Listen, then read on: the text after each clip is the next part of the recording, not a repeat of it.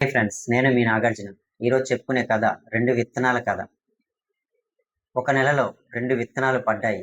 కానీ ఒకటి మహావృక్షం అయింది, ఇంకొకటి నెలలోనే చనిపోయింది.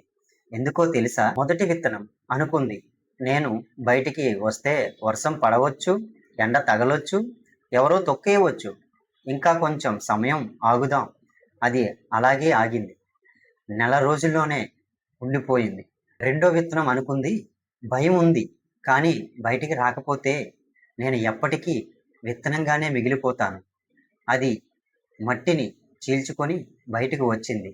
వర్షానికి తట్టుకుంది, ఎండకు భరించింది, గాలికి వదిగింది. కానీ ఒకరోజు అదే చిన్న మొక్కే పెద్ద చెట్టుగా మారింది. నా జీవితంలో కూడా ఇదే జరుగుతుంది. భయపడుతూ అవకాశాల కోసం ఎదురు చూసేవాళ్ళు అదే చోట ఉండిపోతారు.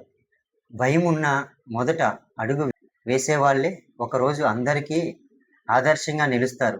గుర్తుపెట్టుకో, భయం నిన్ను ఆపదు, భయానికి ఇచ్చే అనుమతే నిన్ను ఆపుతుంది.